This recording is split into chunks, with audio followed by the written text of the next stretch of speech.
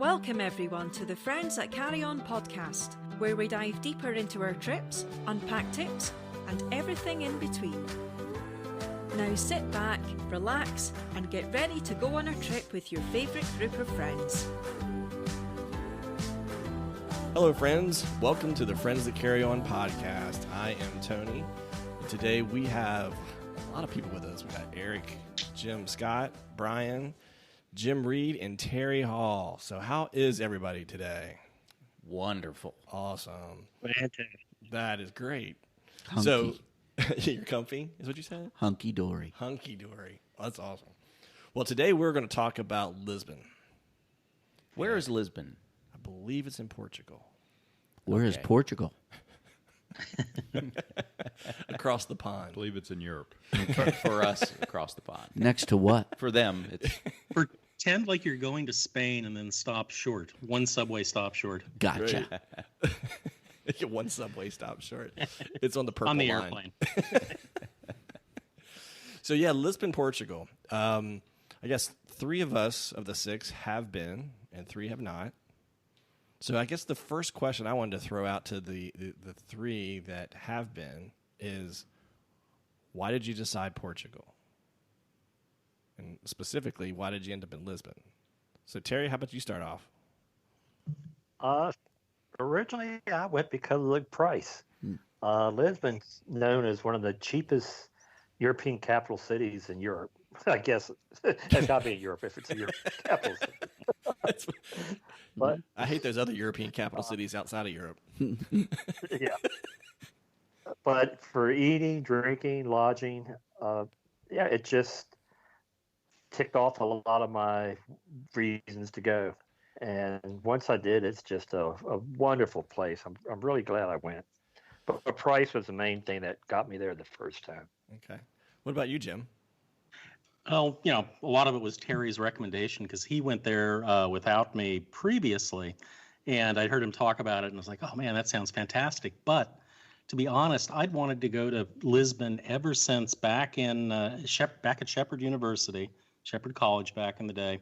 I read Voltaire's Candide. And in it, it describes the great Lisbon earthquake of 1755, which was just a massive thing in European history. And it made me want to go see it. And, thank God when I got there, there's lots of ways you can still see the damage that the earthquake did. One big convent left up on the hill that you could walk through. I guess we'll talk about that later. But that history had me going. And so that, along with Terry Hall's recommendation, was good enough. Yeah, that's kind of the same thing for me.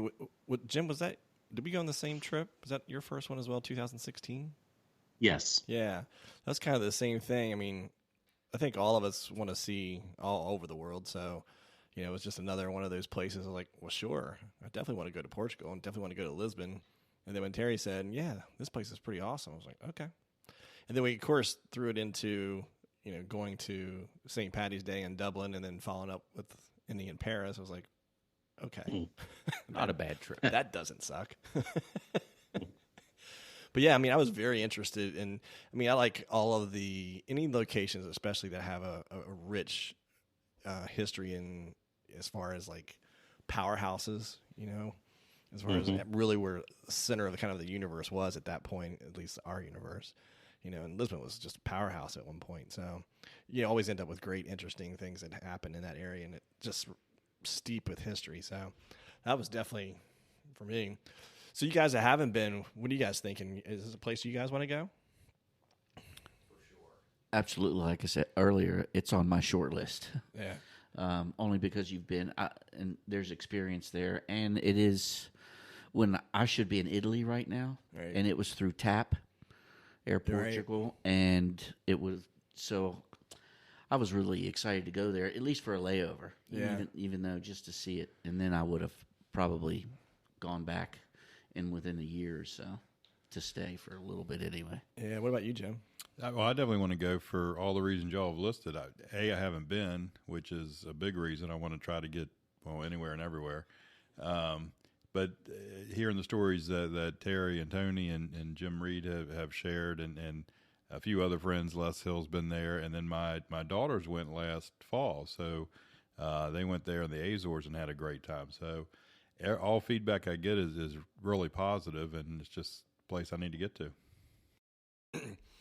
Brian, what about you?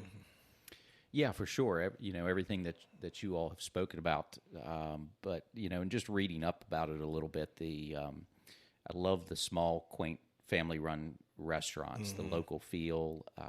Those types of experiences really appeal to me. The port probably appeals a little bit to me as well. It's terrible there. I've heard that. And being on the coast and just the description of the city itself, that sounds like a place I'd really enjoy. Yeah, it's got a great vibe, absolutely great vibe. So, well, one of the first segments we really want to kind of get into is, anytime you go to a city, you have to kind of decide where you're going to stay, right? Not necessarily just the accommodations of deciding between, a hotel or doing an apartment or even a hostel, but you also have to decide what area, like when we talk about Paris, there's one part of Paris is definitely not like the other part of Paris. And that's the same when it comes to Lisbon. So Terry, since you were our initial person in Lisbon, where did you stay the first time you went? Oh, and how did you even decide? Basically the same area. Every time I've been there, it's Bairro Alto, which is Portuguese for high neighborhood, and it's on the top of a hill. Lisbon's made up of 7 hills, much like Montmartre in Paris. Paris has that one big hill. Well, Lisbon has 7, and Bairro Alto is one of the hills. It's also the food and wine and party central too, by the way. Not that had anything to do with why you stayed there, Terry. Yes, I would have to say so. So but it's also one of the cheaper places to stay. Right. So yeah, once again, going back to the price and more bang for your buck, that was also a reason. My first time. Once I did it the first time, I realized how much fun it was, and what a nice, decrepit, rundown area, which really led to a lot of that charm. I enjoyed it. I kept going back 3 other times. So what type of place did you stay in when you went? Was it a hotel, Airbnb? No, Brian, I've stayed at Airbnbs all 4 times, although Lisbon, if you Google it, it's one of the top hostel areas in Europe. As for top of the line hostels, not your typical 22 a room type of places. So, if you're a younger person, you want to stay in a hostel and save some money, Lisbon's one of the better places to do that too. But yeah, apartments for me, there are very few hotels really in the center of the old town area where we like to stay. The hotels, your big chain hotels, are more farther, I guess that'd be northwest towards the more modern part of town, which is kind of dull and boring if you ask me. Terry, you just touched upon my question. Is there an old section and a modern section like there is in a lot of typical big European cities? You answered that question. Yeah. Yeah, but that's one of them. Bairro Alto is one of them. I guess there's 3 of them that would kind of fall into that general area. There's the Alfama. We went up there. Yeah, that was it. Alfama, I think that's how you pronounce it. Right below the castle. Yeah, I guess that's the original historical area. Okay. And Biaxa and Chiado. Yeah, cool. Are the other 2 places. Yeah, Biaxa is the low area that was like 85% destroyed in the earthquake, and so you call it the new area, even though it was all rebuilt, around 1780, 1785, but it's all got the same look. I love up where we are, in the Bairro Alta, because it's just a mishmash of styles. Some things survived, some didn't from the earthquake. There's a lot of just really old, neat, quirky buildings. Oh yeah, it's totally wild. Now you guys, your apartment was actually in Bairro Alto. We stayed I mean, it was only 2 blocks away. We were kind of right on the line there between Barrio Alto and I guess it's the Chiado Barrio Alto, that area. But I mean, it was funny. It was only two blocks, but that wasn't an easy 2 blocks because you were just on the other side of the top of the hill and we were on the other side. So people don't realize how hilly that city is. I mean, it's Well, and I think I know Terry, my daughter Lauren, leaned on you a little bit for information when she was booking her stuff, and she ended up staying in the Barra Alto section in Airbnb in an apartment above a bar. But I think she had booked something a little further away, and then in consulting with you, you're like, you're a couple hills or whatever away, and that's going to be a heck of a walk at night or whatever you're doing. So she ended up rebooking it thanks to your advice, and I think I know they had a great time. Yeah, Jim, she wanted to stay in Alfama, which is on another hill across the main square in Lisbon. You got on top of our hill, and then it goes all the way down to the square, and then all the way up on the opposite hill, which was Alfama, which is an old section of town also.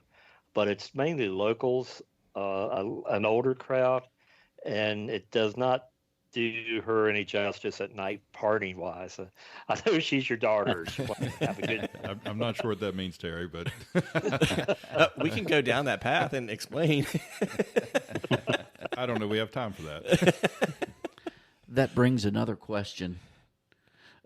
So, can you day trip? Is these hills you day trip? Okay, Wait. From hill to hill, or do you pick a couple hills throughout it? You know what I mean? Are they that? I mean, you can walk them. Okay. I mean, I thought, I'm thinking bigger hills. Yeah, I mean, they're pretty sizable though. I mean, it's an effort. I mean, I can tell you when we got down to I guess the square, I guess the old Palace Square down by the river. I mean, walking back up to our apartment was a challenge. Yeah. Especially after, a couple bottles of wine and some port and some ginginas, which we'll explain later.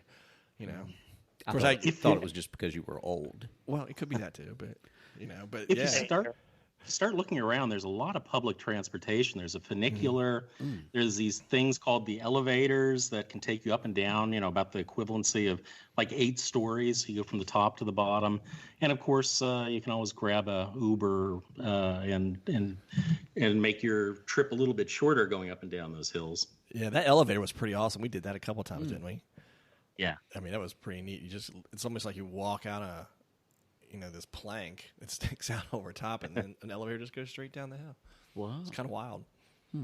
Well, and they give you the best views of the city, too. Yeah, absolutely. I mean, that's a good way to get around. I mean, you can walk around, but sneaking in on those kind of elevators and some of the vernaculars that are around. I mean, there's obviously the infamous one that you always see on anytime they show pictures of Lisbon, but there are several of them throughout there that makes it a lot easier navigating those hills. Yeah, your best thing to do is to just get a travel pass of some type, either a day pass or a pay-as-you-go pass, and just use those and swipe as you go.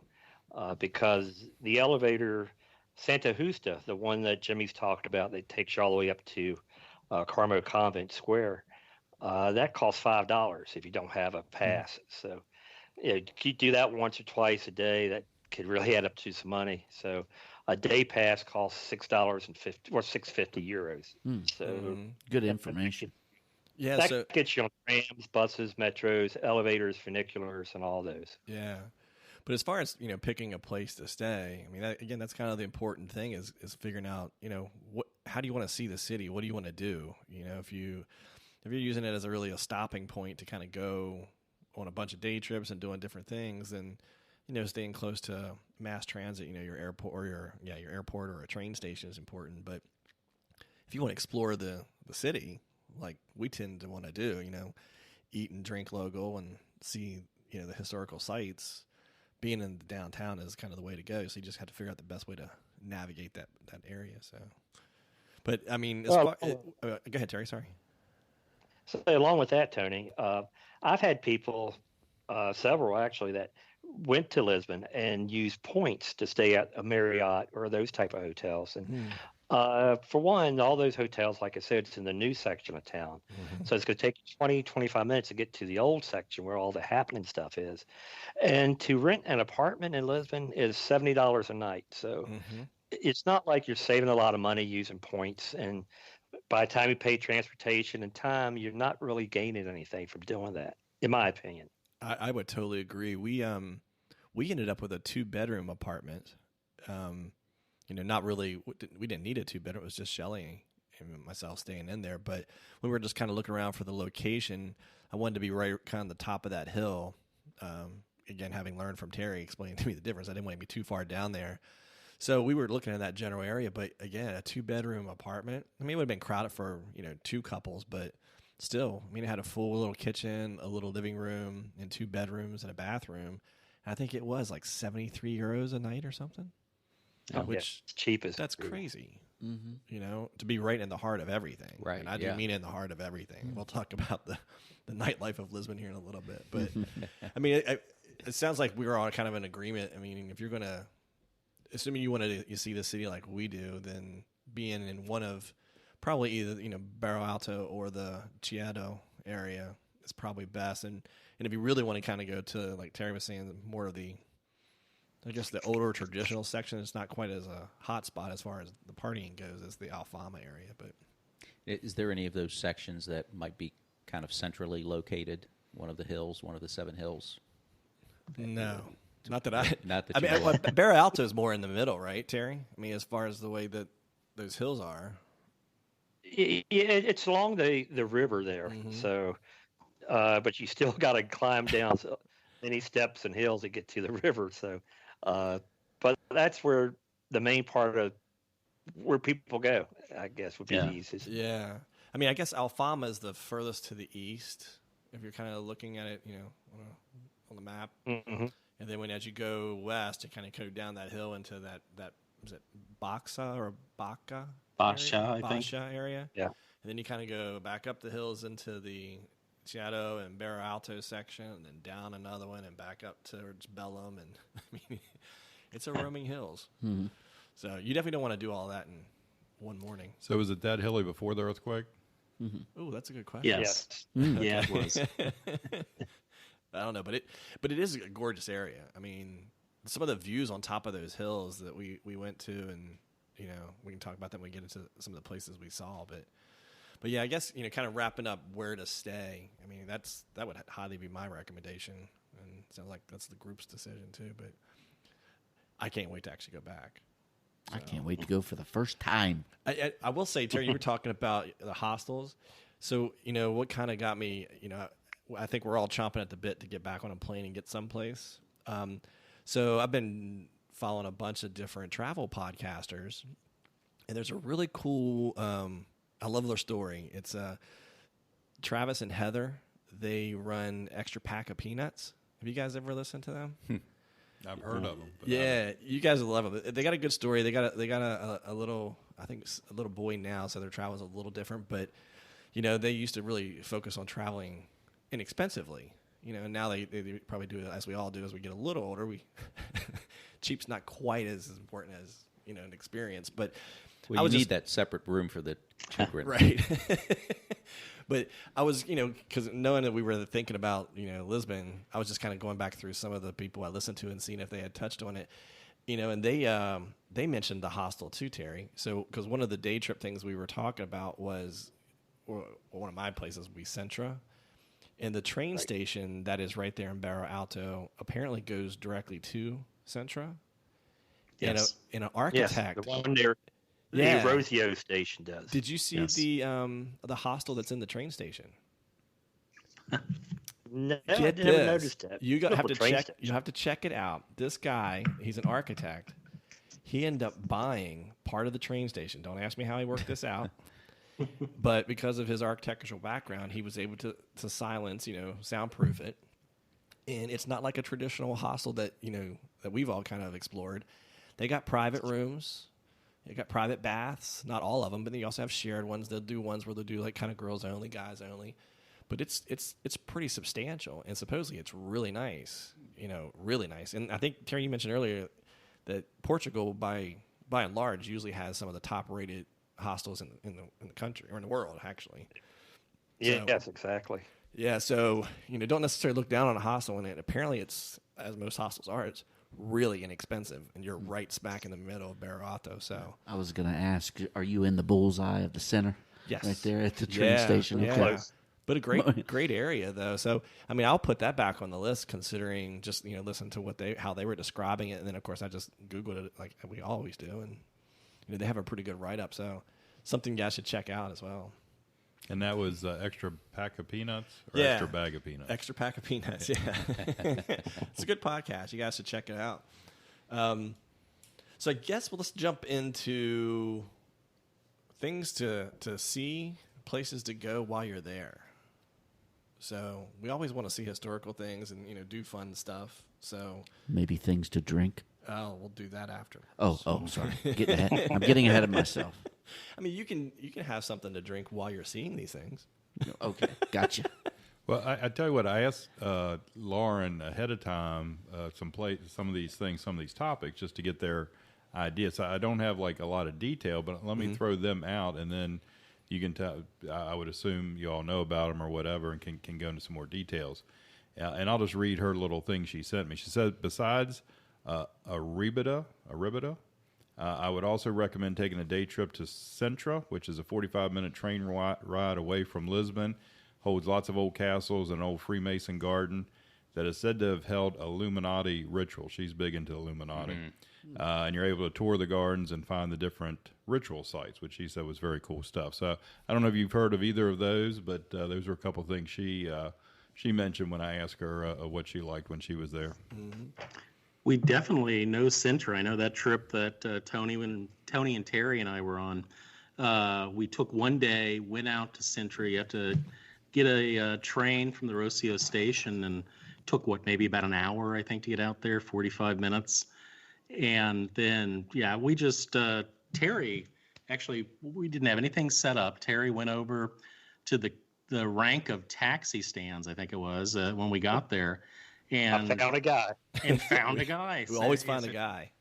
We've got 8 of us. Can you get us, some kind of a van and take us around to see some of the castles here? And so, that's what we did for the better part of a day. Mm. And just absolutely, as your daughter said, Jim, they're some of the most amazing buildings I've seen. The Pinna National Palace is just this explosion of styles standing high up on a hill. Just, it's hard to even explain, how different all these different styles are, but they kind of work together. It had some of the best stained glass I've seen anywhere in the world. They had a collection of German stained glass from the 14th and 15th centuries. I have no idea how they got it, but absolutely fantastic. Terry? Well, I was going to say King Ferdinand II, he built the Pinna Palace, actually, on an old monastery. And to me, Jim, he reminds me a lot of King Ludwig in Munich, with his eccentric style. And he the Mad King. Yeah, just added on to that place. But yeah, Sintra is nice. There's also the Moorish castle on the hill that you haven't been to, Jim or Tony, but nope. I went there my first time. It was very cool to see. I think from the 1100s or something like that, when the Moors had that area. And there's also the Sintra National Palace in town, which is worth the trip. But get there early before the tour buses come in. It's a madhouse once they get there. Yeah, the thing, so when I was looking at Sintra, honestly, after we got back, because I really didn't know that much about it before we got there, and I will say this, it's one of my favorite visual experiences as far as looking at like castles and large buildings. It is. You talking about 4 or 5 different architectural styles, just kind of throw it all in the pool and see what comes out. I mean, it's wild, and it's totally wild. It looks like a fairy tale castle. I mean, the colors. Yep. I mean, it's just fantastic. And I saw a lot of people take the train out that way. But one of the things I loved about our experience is we didn't have just the train ride to Sintra, then go hit the palace. We got to take that wonderful ride, out to the coast and then Right. on up the coast, and got to see a couple of the small beach towns, and then the furthest westernmost point of Europe. It was a really cool experience. Absolutely. And Jim, that other place that your daughter talked about with the Masonic rituals and all that, it's what is it, Quinta de Regalera? Yeah, I'm the probably gardens. mispronouncing that. It was, that's another one of those where it's, an insane person put together a palace with, these underground grottos that you walk through. I was looking at my pictures earlier. One of the guys with us, a big guy named Les, who's one of our good friends going back for a long time, watching him trying to step across the little stones Right. without falling into the waters. He's going through this grotto. It just made me laugh like crazy. But they've got that. What is it? The initiation well. Yeah, the initial well. Yeah, that goes around in a circle and you go down to the bottom. This very bizarre stuff. And once you see that, if you go on and look up initiation well, Sintra, and Google that and see it, you'll probably have seen it before if you're a traveler, in a magazine someplace or, on a show. Yeah, those mystic gardens are, it's almost as powerful as the castle itself or the palace itself. It's just crazy. The turrets, the falls, the wells, Yeah. everything about it was just amazing. Any idea how old those are, the gardens? How long? I think that's 18th century, I believe, but Kind of 100% late sure. 18th century, Yeah. wasn't it? I believe so. Yes. Or at least the guy who bought it and put in the well, I think was later 18th century.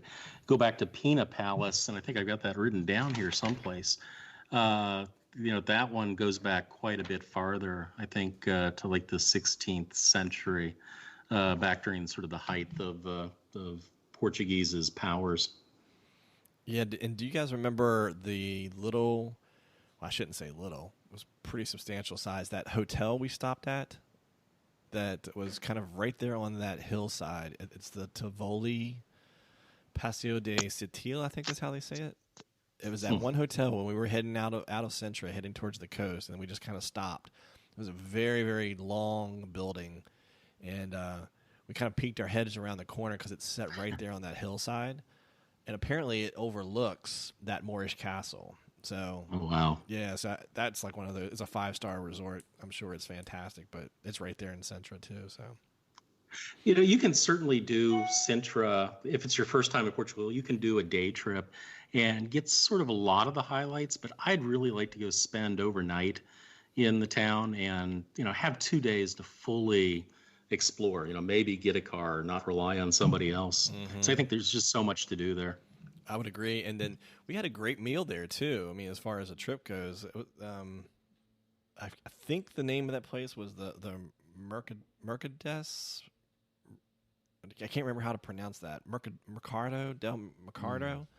Do you guys remember after we got back and we stopped in and got in there, and it wasn't very crowded, and we were a crew of Americans, and they set us down and they treated us pretty good. We ate a lot of food. That Portuguese language. That too. It's a little different.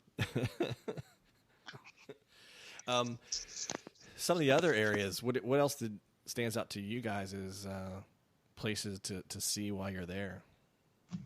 Well, keep it on day trips. Cascas, Yeah. if I'm pronouncing it right. It's a beach town, a little bit south of Sintra. It's also about a 45-minute ride by train. One thing about these day passes I mentioned, if you spend €10 a day, the round trip to Sintra and Cascas is included in that day pass. So, yeah, that's something to think about too. But Cascas, I've really enjoyed. It reminds me of a New England beach town. It's very quiet. Once you get there, it's very walkable. You don't really need to rely on transportation to get around. And the seafood's fantastic. The scenery's great. I have a question about climate and time of year that you went. Expand on that. Terry's been there a couple times. My trip was in March because it was St. Patty's Day time. But Oh, right. And what was the climate at that time? it was very similar to here as far as springtime. Okay. It was warm. It wasn't hot, but it got a little chilly when we got along the coast. I remember that. Right. Okay. think we had some 30-mile-an-hour winds or something blowing, but up on the cliffs. But How about you guys, Terry and Jim? I'm sorry. Go ahead, Jim. Are we still talking about the temperature? Yeah. Yeah, to me it just seemed like it reminded me of California, very mild, sort of Mediterranean weather. I'm not sure in the summertime; it may get a little bit more sweltering, but gosh, certainly the shoulder seasons, if you can go October and March, are not only probably less crowded than other times, but the weather is absolutely ideal. We were there in April, and there were people actually in the ocean in Coscus. A lot of people sunbathing, so it's a very mild climate. Cool. Oh, here, July in Lisbon, the high is 82, it says on average. Wow, that is very Southern California. Absolutely. So, the thing about Lisbon, it even looks like Southern California because they rebuilt the city all at one time and put in those red clay tiles. It looks just like it, could be San Francisco or Santa Barbara or someplace like that. Other places that were destroyed by earthquakes and rebuilt at one fell swoop. But a very comfortable city. Any little islands or anything off the coastline there to visit or get out to or anything like that? I don't know much about Lisbon. Not that I know of. Or Portugal. No, like Jimmy said, the Azores, where his daughters went, which is a couple-hour flight, I think, by plane. Right. Yep. And they had a great time there, but that's different from this. Yeah. Another place, though, that I think is kind of almost a must-see when you're in town, you almost have to, by default, fall into it, is the Commerce Square right there down along the river, which is, I guess, where one of the original palaces was built once they moved outside of the Alfama area. And that place is pretty amazing, too. I mean, I guess it was completely destroyed in the earthquake. And then what happened, the palace was destroyed, but after the earthquake, fires broke out in the upper hills, and everybody rushed down to Commerce Square, to what was open. So it was sort of like the dock land where they could bring in the ships and stuff. And that's when the tsunami came and then, wiped out all the people who had rushed down there. When was that earthquake? 1755. Yeah. How bad was it? How big was it? 8.5 to 9 is their estimate. Yeah. Wow. Like I said, destroyed 85% of the houses in the lower part of the town, which was the main part, and killed anywhere from, they estimate 10,000 to 100,000 people in a city that was only about 200,000 people at the time. Gee, it could have been amazing. That's just amazing. Holy cow. Well, it was a strange combination of coincidences because it happened on All Saints' Day. So, All Saints' Day, it's one of the main religious Catholic holidays. People are burning candles at home. They're in church when it happened. So, that's where the fires came from, all the candles. A lot of people died in the churches. Wow. Didn't know any of this. Yeah, a virtual feel-good story, huh? Well, and this had been one of the centers of Catholicism in Europe at the time. It was really looked at as not a holy city, but a city that was very steeped in its religion. In fact, they had the Inquisition. They had their own version of the Inquisition and the Auto da Fes, where they'd burn the Jews who had come over from Spain and converted to Catholicism. They just decided to burn them anyway to appease, whatever. So, to have all of this happen on All Saints' Day and this holy town destroyed, really was sort of the beginning of a lot of that questioning of faith. That's why I talk about Voltaire, who, uses this as a central argument that we aren't living in the best of all possible worlds overseen by a beatific God. But anyway, I guess I'll take a pandemic. Well, that's right. Well, I don't know. They could go out and about. Maybe that's why the nightlife is so robust now. Oh, maybe. But, one of the things down about the Commerce Square, so when they rebuilt it, now it does house a lot of, government buildings and restaurants and, some shops and things like that. But it's a very wide open square, and there's almost like a boat ramp. You can walk right down to the river, and it's pretty cool. But one of the really coolest places in there is called Vin, Portugal. Terry, do you remember that place? Little wine bar? Oh, yes. So, Very different, isn't it? oh, it's so neat. So we see these in a couple of wine shops around, some of the higher end places where, like the little dispensers where you pay a certain amount, you can get a sip or a half a glass or a whole glass, but that's usually a way they can put expensive wines and you can get a good glass without having to buy a whole bottle. Well, this is a wine place, and then it's called Vin Portugal, that's right there that has over 1,000 bottles that you can taste. And it's very contemporary when you walk in. And you only got halfway through. About 2/3. But no, we walked all the way around, and they have great descriptions on all of them. And you prepay a card, and you just go up and swipe it. And I think Shelly and I sat there for a while. I'm not sure how long, but we were there for a little while. So were the descriptions in English? Yeah. They had, it was like one of those dual, where they have both in Portuguese. They might have more languages than that, honestly. But big open area with a lot of cool tables and chairs, so you can go and sit and chill out. And apparently do a lot of different events in there, and you can do private events. But it's just one of those things when you're walking by, it looks like a typical shop, and then you realize it's a giant wine tasting bar. It's pretty cool. So I highly recommend stopping in if you like wine, because you get to it's all Portuguese wine. Yeah, I think we just popped in, Tony, because we wanted a glass of wine, and exactly that was the only place we saw. Yeah, we were walking around. I was like, "There's got to be a place around here where you can grab a glass of wine." Got more than your bar. Little did we know, we're like, "Wow, we hit the mother load." Yeah, here's 1,000. The lady was really nice. She's like, "Oh, you can come back every day. We'll show you around." I'm like, that sounds tempting. So, I'm sorry. Go ahead, Jeff. I was going to say, if we're talking about places to see, one other thing that's sort of in between a day trip and a place to see in Lisbon is on the far west side of Lisbon, the town of Belém. Yep. I really love that. If you go out there, there's a huge monastery, the Hieronymus Monastery, World Heritage Site, was begun in 1501, but it's got the tomb of Vasco da Gama, the Portuguese explorer, in there, as well as the the most famous poet from Portugal, Luís Camões.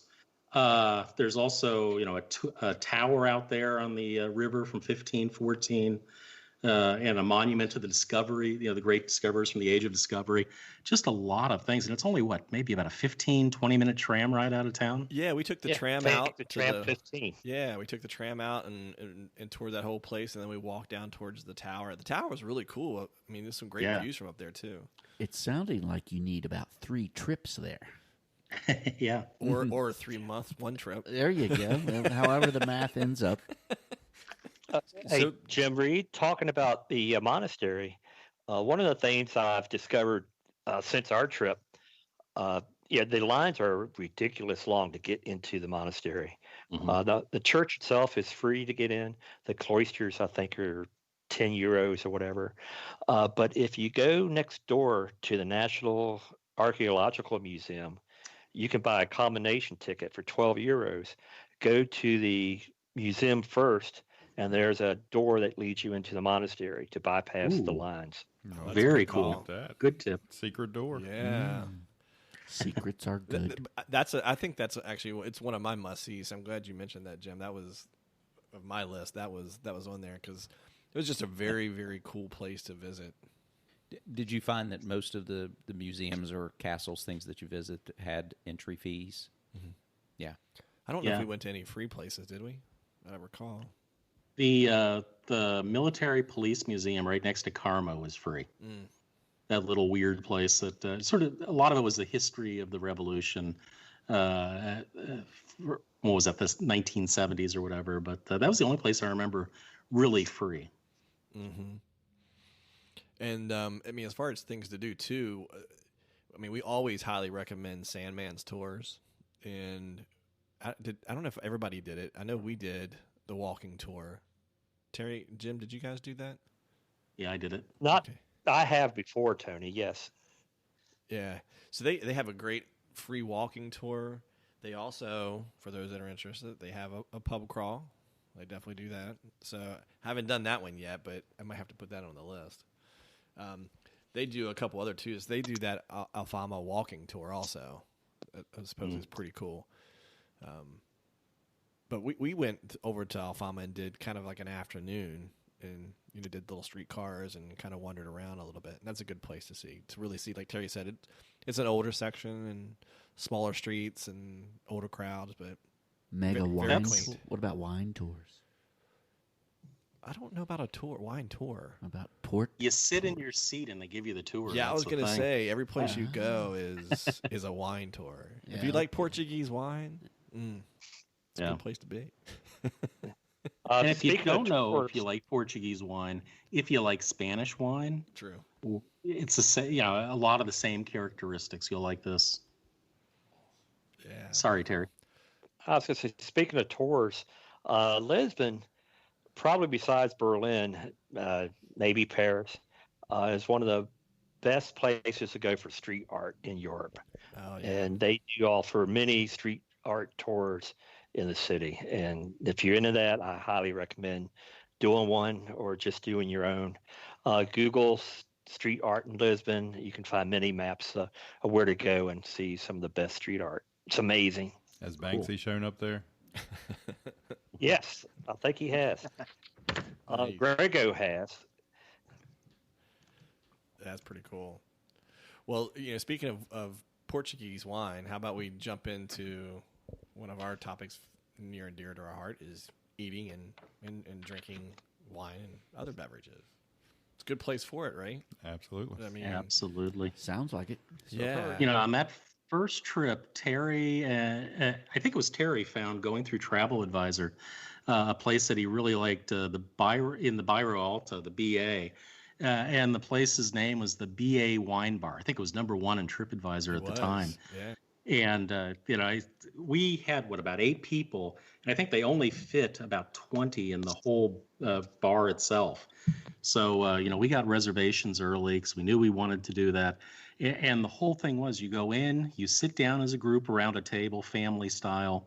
You don't necessarily really order off a menu. They come to you and they say, okay, what kind of wine do you like? What do you drink in the States or when you're in France or whatever? And then they bring out the wine, the Portuguese wine, tell you about where it's from, how it's grown, what the temperatures are like there. They let you taste it, and then they stand right there with you, and they're like, well, what did you think about it? What did you like? What didn't you like? And it's just they constantly sort of tweak it to find what your perfect wine is going to be out of all the Portuguese wines.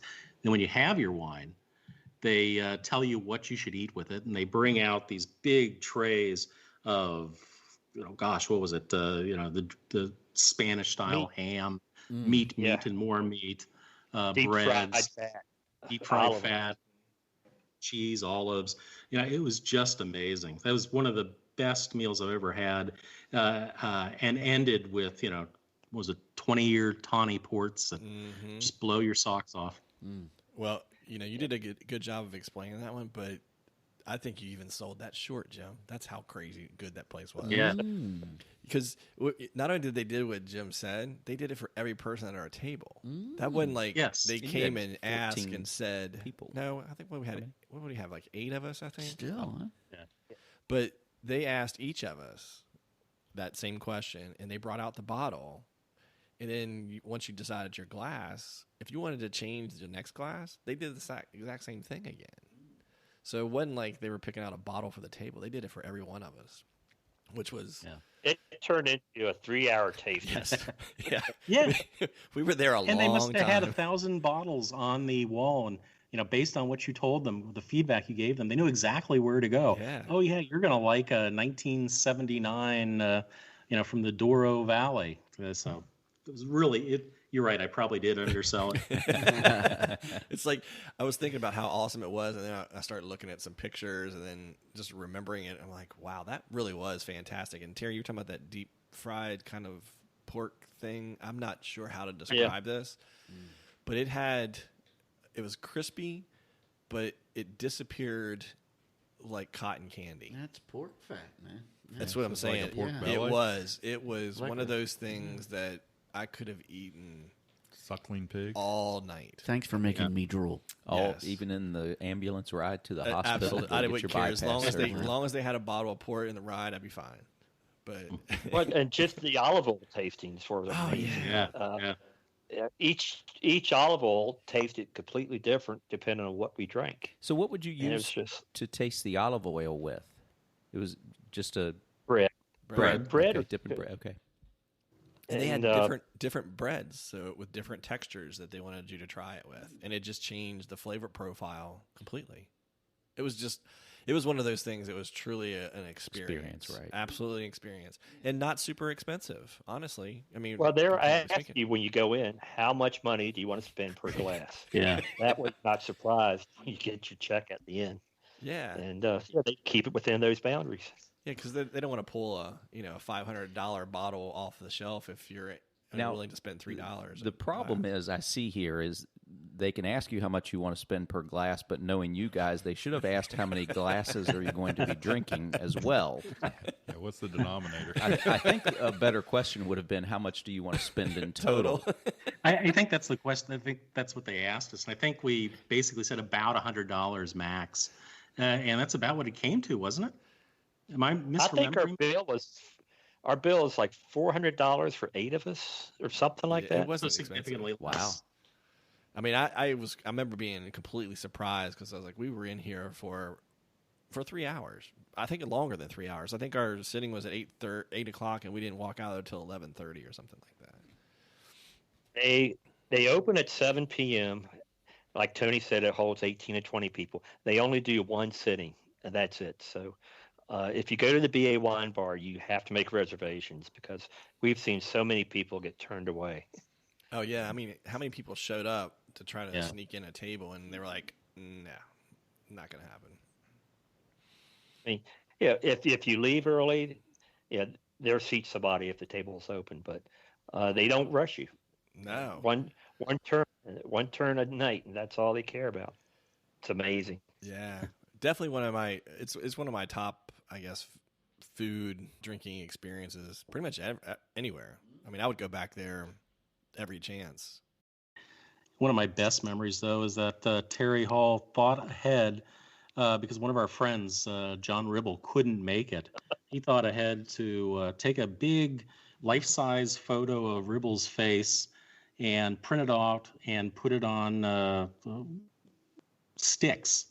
And so at one point, Literally. we all put our Ribble faces on and had them take a picture of us. They must have thought we were crazy and sent it to Ribble as a, GFY. Yep. Were they wrong about thinking Were they- you were crazy? No, not Well, at get all. this, Terry didn't. I mean, we posted that, and didn't you show them that the next time you went over, and they were like, "Oh my God, we remember you guys." Oh, yeah. Did Ribble ever get there and go back and? He's supposed to be there like around now. Yeah, It he's got, supposed to got be there canceled. You need to post that picture again. That is a good picture. I do remember that picture. That's a great story. Yeah, I mean, it was absolutely fantastic. So I guess high on all of our lists of things to do and seeing. I sure want to go now. Yeah. What else you guys think about eating and drinking in Lisbon? Well, I got a couple things from my daughter. If you want me go to ahead. chime in, Yeah, absolutely. Do you want me to just do one at a time, or just sort of read what she Sure. wrote? She eats and drinks. Yeah, let's see what she had to say. Well, she first said really good seafood, a seaside restaurant at the port called, and I hope I say this right, Vestigius or Vestigus. She had a seafood pod filled with octopus, mussels, potatoes, clams, and eaten with white rice. So that was a restaurant she highly recommended. And then, of course, the rest are bars. But they went to a really cool bar on the bar crawl, which is probably Sandman. I know they do Sandman all the time. That every menu item was named like it was a medicine, and it was the bar was designed like a pharmacy, and it was called Pharmacia Felicidade or Felicidad, though it's not like Christmas Felicidad. And the menu even came in a cardboard box that looked like medicine. It says very good cocktails, but expensive, but only compared to most of the Lisbon bars. So from what I'm told, most of the Lisbon bars are pretty cheap, so probably not too bad. And then she also went to a bar club called Park that had an awesome rooftop and it had a great view of the Golden Gate Bridge's twin. So those were a couple places that she had a lot of success there and really enjoyed. I've never seen the bridge. That brings to mind, did you do any sky drinking there? Well, you're always on a hill, so by default, you kind Right? of are, That's but what I'm thinking. I don't remember seeing a ton of rooftops. We went the opposite direction. Instead of Yeah. going sky drinking, we were in the cellars. We were down in the Yeah. hole. Basement dwellers. There is one place we didn't go to it, but I know I had it on our list. And when we did the did the Sandman's walking tour there towards the bottom of Barro Alto, close to the river, is apparently a really good place that has good views of the river. It was on my list. We just didn't get around to doing it, but Next time. So, Yeah. Jim, y'all went dank and dark, huh? Yeah, well, we actually, I think one of my favorite places in the city, and we went there every single day, was what Terry called our hole in the wall. literally, Literally, a hole in the wall. You're walking down, it's at the bottom of the BA, the Bairro Alta. You come down what seems like 200 steps straight down. You get to the very bottom there by the train station and turn around, and nestled under the stairs, there's just a little open door where you can go in and order. What are those things called, Terry? Ginginas? Ginginas. Ginginas. What are they? Can you describe them? It's a sour cherry liqueur. Is the easiest way I could describe it. It's a shot of fruity. Well, it's actually 151. yeah. I was gonna say it's Oh, pure alcohol, wow. and they literally put sour Yeah. cherries in there, and it ferments, and that's basically what it is. Fruity It's- 151. Like a That's I can taste that. well, they're delicious. Oh, yeah. I'm not They're gonna very lie. It's small. about Down them in a hurry. And It's about a €1.25 each. Mhm. You could do a shot out of a chocolate glass for €1.50. well, remember that was the place that was just below our hole in the wall bar. That's The right. second hole, the upper hole. in the wall. There was the upper and the So they had two whole bars. in the lower hole. and then, but that was a nice place. He We have went several there. pictures there that had you could do the chocolate shot. So they were half shot. So they poured like imagine a chocolate shot glass, and they would pour half the shot in it, and you would do a shot of it. Then they pour another shot into it, and then you would drink it and then eat it. I was gonna say, can you eat the chocolate shot Well, yeah. glass? Awesome. For just 25 cents more. That I'm on that all day long. Right? Well, again, Jim Reed, Yeah. the hole in the wall, the original hole in the wall, is named Gingina do Carmo. Is the name of the place. If anybody wants to go check it out, that's the yeah. name. And we also did our little tribute to Bourdain, and hit several of the places that he did as far as Ginginas. So I think we liked our hole in the wall place better because it was ours. What was Was that the upper one or the lower one? No, the lower one I think is where we were. That has the chocolate one. Dank and dark. It's no bigger than a bathroom, so everybody has to drink outside. So there's a couple little tables out there. You just stand there and shoot the shit with all the locals. And when you're ready, you go back inside, get your shot glass, and come back out again. Sounds like a horrible time. I haven't been there, but I hear lots of good things about Lisbon and its atmosphere, sort of a party or celebratory atmosphere. And just in that description, Terry, where you got your drink, but you had to go outside to drink it. Is there a lot of places like that? So do people congregate sort of outside and just sort of add to that kind of atmosphere? Yes, Jim. A lot of those Gingina places, they do.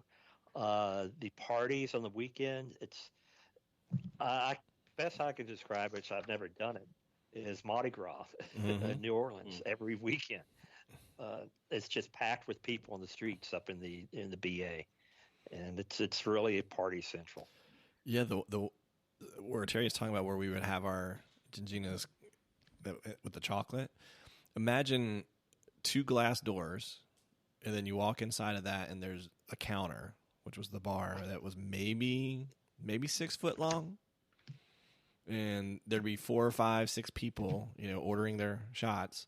But then you walk out onto which is in essence the sidewalk, and of course you're halfway down the hillside there, so there are steps, kind of going up and down, but a big sidewalk with outdoor cocktail-sized tables, the standing tables. You just brought it out, hung out there, and Also, down in the bottom, the lower, the Basha area, was that Main Street, Rua de Prata, I think? Yeah. Heading towards Commerce. They had restaurants all lining through that, and at night they would put the tables out like you see in Barcelona. They put the tables out, you could eat, you get your big pot of mussels or whatever, and drink beers and just people watch there as well. So yeah, no matter where you are, that seems to be part of the Portuguese way of life. Yeah, we had a great evening. Remember that this was I don't remember what day, but I guess it's like any place you get towards the weekend, it's a little bit more happening than, especially when you're in the shoulder seasons. But the night after that, I remember it being really crowded. But the night we were kind of walking around that area, and that we ended up sitting down at that table, and of course one of the locals, and they convinced us to sit down, and like always, they end up bringing out their own bottle of something, and we end up having a bunch of beers and a bunch of drinks and hanging out with those people probably way longer than we intended. But I always wonder how that happened. But it was fun. And then we ended up in another place that we walked into, some kind of lounge that was blue and black and purple colors. And we ended up back in the back sitting on crazy couches and having some weird drinks. I'm like, I'm not sure how the hell we ended up here, but here we are. I won't even bother asking you the name of it. That I couldn't tell you. I didn't look that one up because honestly, it didn't. I didn't remember until just now. Places like that long after you're able to remember names, right? Well, how about food? I mean, do they have street vendors? Is there a street food scene, or is it mostly just the small mom and pop shop type restaurants? Mom and pop shop restaurants for the most part. Like the national dessert, I guess you want to say, is the pasta de nata, which is a little tiny egg custard tart. And those are so good. They're like a euro 50, but you can eat easily a half dozen at one sitting. But who's counting? I mean, how about tapas? Do they have tapas or anything like that? Like Spain, do they do it like that, or just regular served meals? Or I've never really seen a lot of tapas in my travels just there. Curious. Yeah, we didn't see that. Meals. When you go into the cheaper meals, sort of the mom and pop places, one thing that I do remember is the first thing they do is they bring out a big basket that's going to have like 5 different types of bread, vegetables, and I think there was usually a little bit of cheese there as well. And you can say, no, you don't want it. Yeah, olives, that's right. But it's like, that's sort of their equivalent of tapas, the beginning of the meal. Okay. But then you get the meal too. But it's not free. Yeah, right. Okay. I think it took us about 3 or 4 meals to realize that it wasn't free. But I mean, not that I wouldn't have eaten it anyway. But that was one of the things I will say. And again, your trip is what you make it, and you kind of have different things. And it wasn't like we were looking for a fancy meal or anything like that. But one of the things I do remember about Lisbon is I didn't find any other than the BA wine bar, of course. But most of the meals just were, just kind of like staples. It was good. It wasn't great. It wasn't bad, but it was good. And you have something that was like, oh yeah, that's pretty good. But there wasn't anything to me that really just jumped out like that was phenomenal. Again, other than the BA wine bar. I don't know about you guys, but that was kind of my experience. That was my take too, but like Jim's daughter, said, I think there probably are really good restaurants. You just have to do a little bit of the legwork to find them. And I imagine seafood is, what you're going to get at the best places. But the ones that we went to me, were, good. They were okay, cheap. My last trip, I found a fantastic restaurant. My last trip, and one of the best meals I've had, I think. Really? In that part of the world, yes. But we, for the most part, I'm like you guys. It's nothing spectacular. It's good. It's decent. But you really have to look, like Jim said, to find the places. But they're there. But you just can't walk in any place and find a good meal like you can Paris or other places in the world. Right.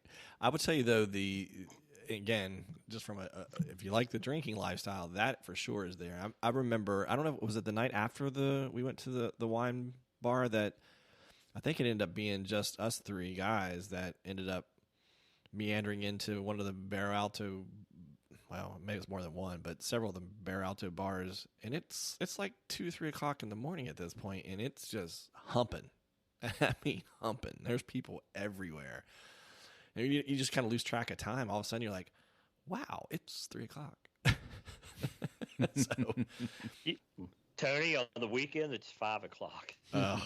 I don't even want to think about it. And again, this is probably like a Wednesday and Thursday night, in March. Yeah, I was going to say, I remember a few Snapchat videos from my daughters when they were there, and they're just video in the streets, and it's very late or early, however you want to view that going on. But the streets were packed and music playing, people dancing around, just having a blast. Mm-hmm. So when you get your apartment, your Airbnb in the town, you might want to go onto Google Street Maps and just make sure there's not a bar underneath your apartment. Yeah. And I'll be honest, that's what, going back to just planning where you want to stay. That was kind of one of the reasons we stayed just on the other side of the hill. We're like, I'm not sure if, you don't know how loud it's going to be being the first time. I was like, well, we're only 2 blocks away. So at least we know we're not going to have a thumping bar right underneath of us. So, but great place though. Oh my goodness. Just a great place. Well, what else? Anybody else got anything else for food and drink that you can think of that was a great experience? Well, it's not really a great experience. I just want to throw it out there. Can't wait to hear this. Bad Way ones. to set that one up, Terry. Try Caprihanas when you go there. It's actually Brazil's national drink, but being Portugal, they've kind of made it their own too. It's made with sugarcane hard liquor, sugar and lime, and it's really an amazing drink. So in a good way, because I know when we went to Amsterdam and you told us about their national drink, and when you were talking about the gin drink earlier, it made me think of that, and I can never remember the name, but that was god awful. So this one is good. It has sugar This in one's it, good. so Jeb, you would like this one. Okay. sounds like a little bit of a mojito, Terry. Something along those lines. Refreshing. Exactly, Eric. Yeah. Okay. But only stronger and sweeter. Oh man, that sounds wonderful. I really want to go. I so have the travel itch so bad. Don't we all? Oh, Well, that just kind of leads into my other point, though, at this point. So, I mean, I know when we go back, we're already talking about Terry. I know you've been to Porto. Yes. I haven't been to Porto, and I know we're talking about Lisbon, but the next time we go to Lisbon, we're thinking about actually renting a car and then going through the Coscus area of the beach and then just hitting up the coast to Porto and then explore the Douro Valley a little bit and maybe just head over into Spain. So that's definitely one of the things that's on my short list. So I don't know what you guys are thinking. I mean, that's kind of one of the things I wanted to just kind of wrap up with is where do we all want to go? We just talked about Lisbon. I definitely want to go back to Lisbon. It's a good experience and it's fun. It's like one of those places. It's not super expensive. There's so many things to do and see and eat and drink and just a happening place. But where else are you guys thinking about? I was thinking about this earlier. I have a 3-list short list. Yeah. Italy is on that list. That's a big place to go. Yeah. Lisbon or anywhere in Portugal, really. Yeah. Porto. And I want to get to Oaxaca. I want to get to Mexico. Yeah. I want to go. get this. Yeah. Those are my 3 short list places, really. Well, Jim and Terry, you guys still trying to think about hitting Oaxaca this year? I don't think this year, unless they come up with a miracle cure in the next couple days. Yeah. It's just too risky to try right now. Yeah. Jim, But it's on my list next year. yeah. Yeah, I don't even think Paris is going to be in play this year. But it's still booked. I still haven't canceled yet. Yeah. I mean, if they open the borders, I'm going to be there, but I'm not sure they're going to open them up. They might just close them once you get in. That may not be so bad. I'm not really opposed to that either. Jim Scott, what about you? I just want to go somewhere. Yeah, I just want to get something booked that I know I can look forward to and go. It doesn't matter where. We could drive. We could book like Oktoberfest 2021. Something a little sooner. Something hopefully in this calendar year. It may have to be a road trip. Right. It might be. T Hall, what about you? I'm kind of like if Paris doesn't work out, Tony, 2020 is a wash. Yeah. I just facing facts that it's not going to be a done deal this year. Yeah. So I'm looking at March next year. Yep. Porto, because I did book our March trip this year with TAP Portugal, like Eric did too. Yeah. So I did get credit through TAP Portugal. So I want to fly with them maybe in March to Porto again. I really love that city. And I'm going to book in that with southern Spain or back to Paris. Haven't decided yet, but those are my options for March. Yeah. Cool. Good options. Well, we will. Hopefully they come true for you, buddy. Well, we'll be in the air Thanks. as soon as it's allowed, right? Mm-hmm. I'm sure we all will be somewhere. So, looking forward to it. I can't wait to see you guys again. Oh man, Somewhere else. Somewhere else. Well, on that note, it's probably time to wrap up. I appreciate everybody for sticking around and talking about Lisbon. And we highly recommend you guys get there whenever you can. I guess until next time, we appreciate it. And don't forget to check us out on friendsthatcarryon.com and, of course, on all of the social media sites. And then, again, download and subscribe to our podcast, any place that you listen to your podcast. So talk to you guys soon and travel when we can. Arrivederci. Bye, everybody. Bye-bye. Bye. Be sure to join the friends next week for another great discussion. Don't forget to subscribe if you haven't already.